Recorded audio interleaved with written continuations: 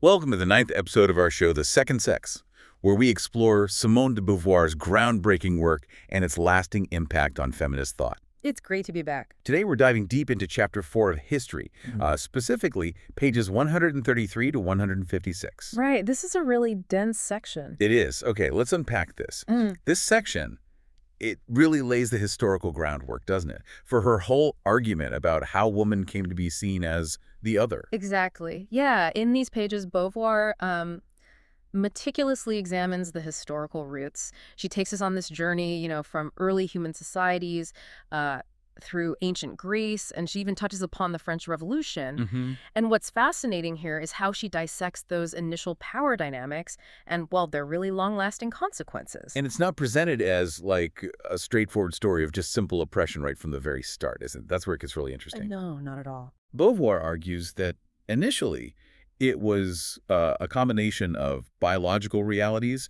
and maybe the economic structures of those early human groups that started to tilt the balance. That's right. Beauvoir points out that the female role in reproduction, what she calls being prey to the species, it created a very different relationship to the world compared to men. How so? Well, men developed tools. They engaged in activities that extended beyond just immediate survival. And this ability to actively shape their environment, to pursue activity and project, as she puts it, that became incredibly significant. So it wasn't just about, say, who was physically stronger. Yeah, or not mainly. Not primarily, no.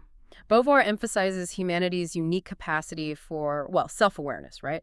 For questioning our existence and assigning value to certain pursuits over just mere living. Okay. And within that framework, the activities that men typically undertook, hunting, tool-making, things that transform their surroundings, they came to be seen as the defining characteristics of human existence. Right, sort of defining what it means to be human. Exactly. And almost by default, this positioned nature and by association, woman, as something to be acted upon rather than the actor. So this initial difference in roles, kind of amplified by this uniquely human drive for meaning and value, it laid the foundation for a power imbalance that then evolved over time. Precisely. But what's particularly insightful, I think, is that even in these early societies, the way women were perceived wasn't entirely one-dimensional. Beauvoir highlights a certain ambivalence. Ambivalence, how do you mean? I was sort of pictured a more direct line towards male dominance. Well, despite that emerging male dominance tied to those early economic and biological factors, women also held a unique kind of prestige. It was tied to the continuation of the clan, the group. Wow. Their role in childbirth, ensuring the future, coupled with what men interpreted as magic virtues, may be linked to the mysteries of creation. It inspired this blend of respect and maybe even fear. And you see this reflected in early religious practices, worship and such. So a kind of power rooted in that life-giving force they embodied, almost a sacred status. You could definitely see it that way. Beauvoir notes that woman was often seen as embodying a different kind of nature, something foreign, separate from the self-defining male. Right. And this is where that concept of the other starts to really take root. But it's important, as Beauvoir points out, that initially the category of other wasn't exclusively female. Oh. Yeah, she mentions the Babylonian concept where cosmic chaos, like the ocean and sea, had both male and female forms. So the act of defining an us and a them seems pretty fundamental. A basic human tendency. Right. And woman became one of the earliest categories to fall predominantly into that them slot as male identity solidified around, activity and project. Okay, that makes sense. So this early reverence, maybe fear, and the categorization as other could exist at the same time. But then Beauvoir describes a patriarchal shift. What drove that change more concretely? Yeah, this is a key turning point she identifies. Beauvoir details how societies transitioned towards more rigidly defined patriarchal structures. Okay. In these systems, a husband's presence became essential for a woman to form like an autonomous unit, sometimes even overriding the religious protection her brother's lineage might have offered before. And the development of the secular family alongside the older clan structures, it brought about these complex marriage customs, often involving the exchange or, frankly, the purchase of wives between different groups. So women started to be treated more like, well, commodities in these societal exchanges. Yeah. Property almost. In a very real sense, yes. And while Beauvoir acknowledges men often develop stronger bonds with their sons in these patriarchal societies, she emphasizes that men never truly gave up that ultimate power. Even if they seem sort of in awe of women's dangerous magic sometimes. Exactly.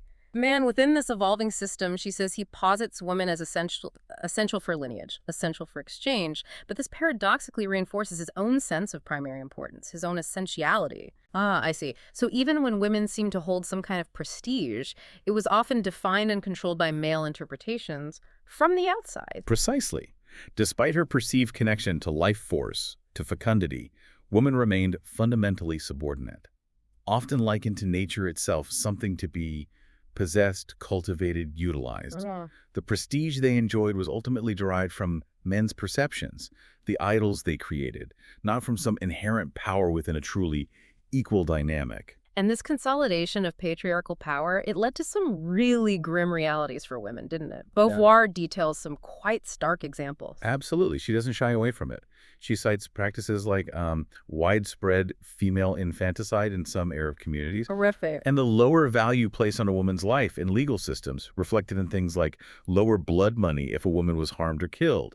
These are clear indicators of the devaluation of female existence. Yeah. Fathers held absolute authority over daughters, and then they literally transferred that control to the husbands upon marriage. They were essentially treated as property, like you said, like slaves or livestock. Exactly.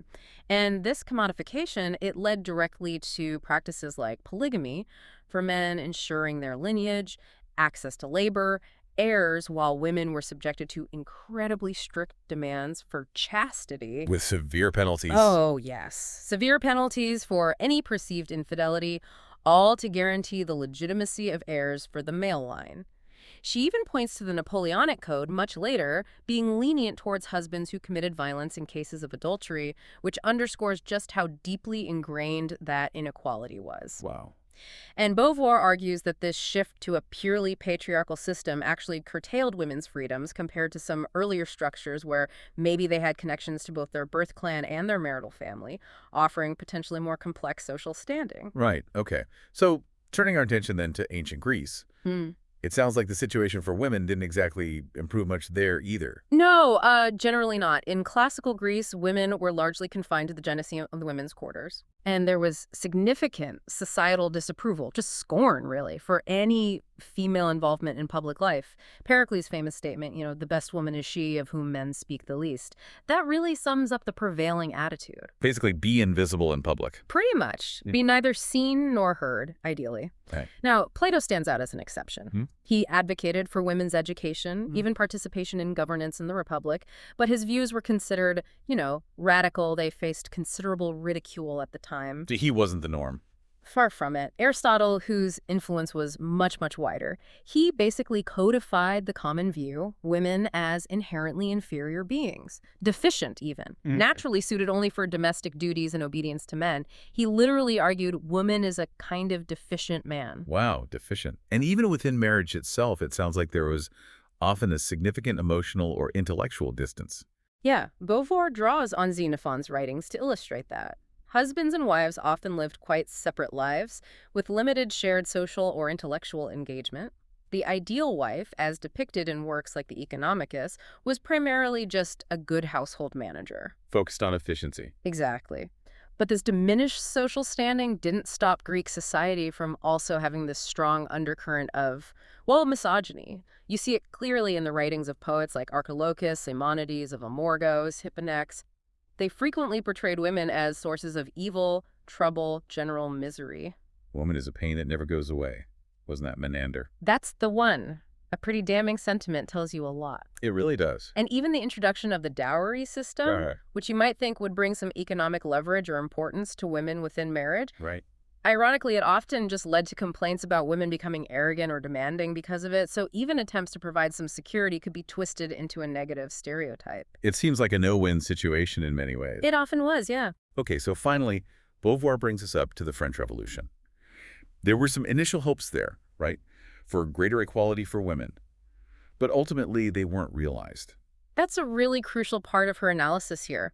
The revolution did bring some initial legal advancements, things like abolishing primogeniture, establishing divorce laws. These offered women more individual rights, at least within the legal framework of the family. And you had figures like Olympe de Gouges? Absolutely. Courageous figures like de Gouges, penning her powerful Declaration of the Rights of Women and the Female Citizen, directly challenging the exclusion of women from those revolutionary ideals of liberty, equality, fraternity. But her activism and that of other women, Hmm. it was ultimately suppressed tragically. Yes, de Gouges herself was eventually executed for her political views and actions. And women's political clubs, which had become these vital spaces for organizing and advocating, they were increasingly marginalized by the male revolutionaries and eventually just shut down entirely.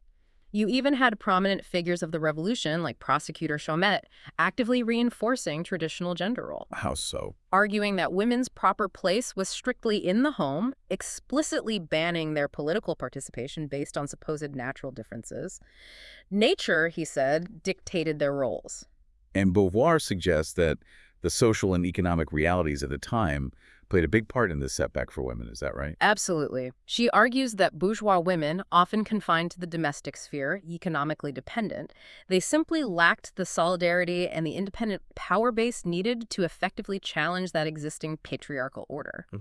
Working class women, on the other hand, while engaged in productive labor, were still marginalized. Their demands for political inclusion were often dismissed or just overshadowed simply because of their sex. So their class didn't overcome their gender in that context. Not sufficiently, no. And Beauvoir really emphasizes here that achieving genuine equality requires the economic independence of women.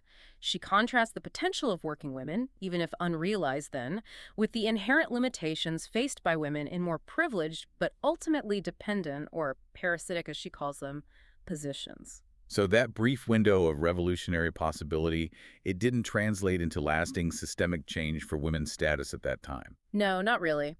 Despite a fleeting period of what Beauvoir calls anarchic freedom for women during the more radical phase, fundamental shifts in societal attitudes and, crucially, power structures remained elusive. The old ways reasserted themselves. It's really quite sobering when you trace it like this, seeing how deeply ingrained this idea of woman as other has been across such a vast sweep of history. Indeed. Beauvoir's historical analysis in these pages, it just demonstrates the pervasive nature of this concept. It's not just one thing. It manifests in legal codes, religious doctrines, philosophical thought, everyday social customs, century after century. These weren't just isolated incidents. No, they were interconnected patterns of constructing and reinforcing women's subordinate status, again and again.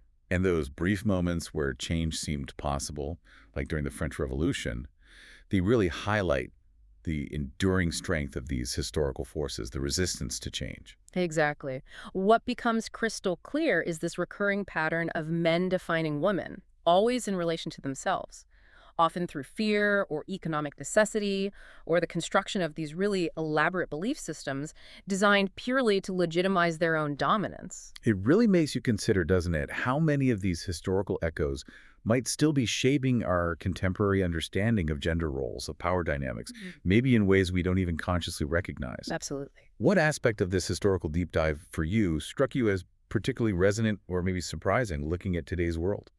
That's a good question. I think for me, it's the sheer persistence of defining roles based on perceived or maybe constructed biological differences, even when social and economic contexts have drastically changed. Beauvoir's examination of how those early biological distinctions were sort of seized upon and used to justify fundamental inequalities, it still feels incredibly relevant when you look at contemporary debates around gender and work or the ongoing struggles for equal representation, equal pay, all of that. Yeah. This historical perspective, it really forces you to question which of our current assumptions are truly based on anything inherent and which are just perhaps the latest iteration of these incredibly long-standing social constructs. It pushes back against the idea that things are just naturally the way they are. That's a powerful point. This exploration of Chapter 4 of history, it really does provide such a crucial foundation for understanding the rest of Beauvoir's arguments in The Second Sex. It shows these ideas aren't abstract. They have deep, complex, often difficult historical roots. Absolutely essential context. Definitely. So we strongly encourage you, our listener, to continue your own reading and reflection on this pivotal work and its enduring impact. There's always so much more to consider, so much more to unpack.